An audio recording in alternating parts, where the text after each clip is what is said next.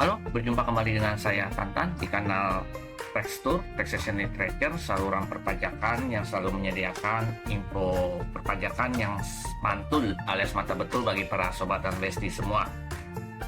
Dan saya mengucapkan selamat merayakan tahun baru Imlek 2576 di Sionar, saya di Sio Ular, dan semoga di tahun ular ini kita semua makin beruntung dan semakin diberkati. Pada topik kali ini saya akan membawakan mengenai persyaratan penunjukan kuasa wajib pajak. Nah, kita kan sudah tahu bahwa memang di Cortex di salah satu aplikasinya memungkinkan wajib pajak untuk menunjuk PIC atau kuasa. Namun yang menjadi perhatian dan poin penting di sini adalah kita tidak bisa sembarangan untuk menunjuk PIC atau kuasa dari wajib pajak. Jadi ada aturan yang harus kita taati.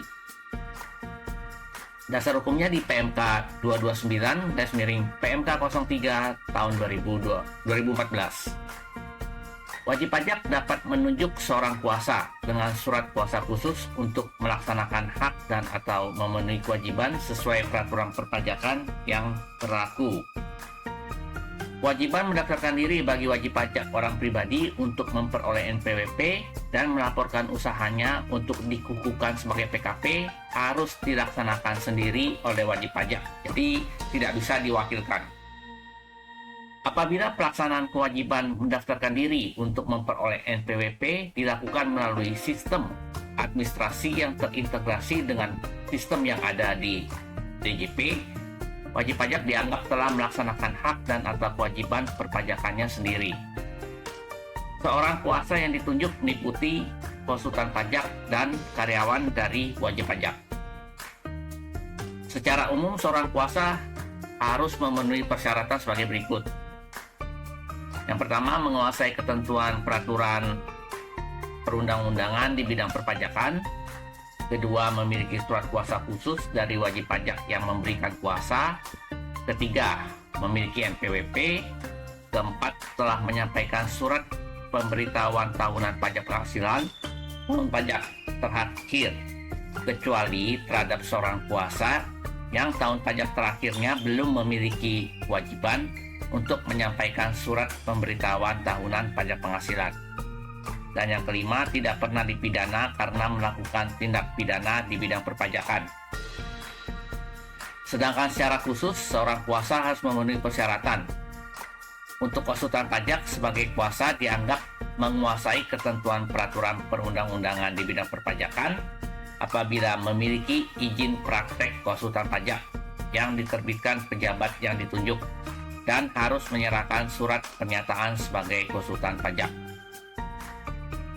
Bagi karyawan wajib pajak sebagai seorang kuasa dianggap menguasai ketentuan peraturan perundang-undangan di bidang perpajakan apabila memiliki sertifikat brevet di bidang perpajakan yang diterbitkan Lembaga Pendidikan Khusus Brevet Pajak atau ijazah pendidikan formal di bidang perpajakan sekurang-kurangnya D3 yang diterbitkan perguruan tinggi negeri atau swasta dengan status akreditasi A, atau sertifikat konsultan pajak yang diterbitkan panitia penyelenggara sertifikasi konsultan pajak. Bagi karyawan wajib pajak dapat menerima kuasa dari wajib pajak orang pribadi atau wajib pajak badan sepanjang merupakan karyawan tetap dan masih aktif yang menerima penghasilan dari wajib pajak yang dibuktikan dengan daftar karyawan tetap yang dilakukan pemotongan PPh pasal 21 dalam surat pemberitahuan masa pajak penghasilan pasal 21 yang telah dilaporkan. Dalam hal seorang kuasa merupakan konsultan pajak, selain menyerahkan surat kuasa khusus dari pemberi kuasa, juga harus menyerahkan dokumen kelengkapan. Yang pertama, fotokopi kartu izin praktiknya. Yang kedua, surat pernyataan sebagai konsultan pajak. Yang ketiga, fotokopi NPWP. Keempat, fotokopi tanda terima penyampaian SPT tahunan tahun pajak terakhir bagi kuasa yang telah memiliki kewajiban untuk menyampaikan surat pemberitahuan pajak penghasilan. Apabila seorang kuasa merupakan karyawan wajib pajak, selain menyerahkan surat kuasa khusus dari pemberi kuasa, juga harus menyerahkan dokumen kelengkapan. Yang pertama, fotokopi sertifikat brevet di bidang perpajakan, ijazah pendidikan formal di bidang perpajakan atau sertifikat konsultan pajak. Kedua, fotokopi NPWP. Ketiga, fotokopi tanda terima penyampaian surat pemberitahuan tahunan pajak penghasilan tahun pajak terakhir bagi kuasa yang telah memiliki kewajiban untuk menyampaikan SPT pajak penghasilan. Keempat, fotokopi daftar karyawan tetap yang dilakukan pemotongan PPh 21 dalam SPT masa PPh pasal 21 yang telah dilaporkan oleh wajib pajak. Surat kuasa khusus harus memuat paling sedikit nama, alamat, dan tanda tangan di atas meterai dan NPWP dari wajib pajak pemberi kuasa. Lalu nama, alamat, dan tanda tangan serta NPWP penerima kuasa, hak dan atau kewajiban perpajakan tertentu yang dikuasakan yang mencakup keperluan perpajakan, jenis pajak, dan masa pajak atau bagian tahun pajak atau tahun pajak. Satu surat kuasa khusus hanya untuk seorang kuasa dan untuk satu pelaksanaan hak dan atau pemenuhan kewajiban perpajakan tertentu. Seorang kuasa tidak dapat melimpahkan kuasa yang diterima dari wajib pajak kepada orang lain. Dalam hal melaksanakan hak dan atau kewajiban perpajakan tertentu yang dikuasakan, seorang kuasa hanya dapat meminta orang lain atau karyawannya untuk menyampaikan dan atau menerima dokumen perpajakan tertentu yang diperlukan kepada dan atau dari pegawai DJP dengan menggunakan surat penunjukan. Orang lain atau karyawan yang ditunjuk harus menyerahkan surat penunjukan kepada pegawai DJP yang berwenang menangani pelaksanaan hak dan atau kewajiban perpajakan yang dikuasakan pada saat melaksanakan tugasnya. Seorang kuasa tidak dapat melaksanakan hak dan atau kewajiban wajib pajak yang dikuasakan kepadanya apabila yang pertama melanggar ketentuan peraturan di bidang perpajakan, yang kedua menghalangi pelaksanaan ketentuan peraturan di bidang perpajakan, dan yang ketiga dipidana karena melakukan tindak pidana di bidang perpajakan atau tindak pidana lain.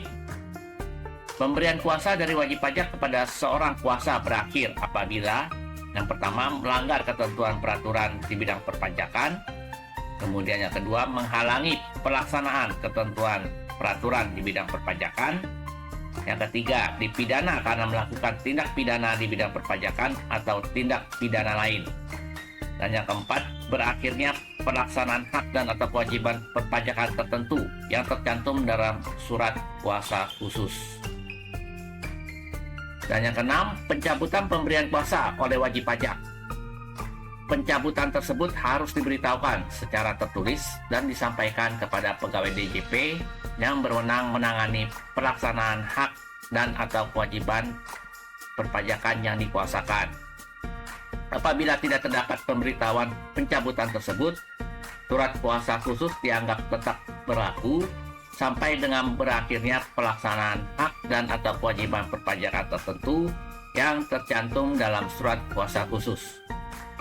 Untuk format surat kuasa khusus, lalu surat pernyataan sebagai konsultan pajak dan surat penunjukan harus dibuat sesuai dengan format yang ada di lampiran PMK 229/PMK 03 tahun 2014.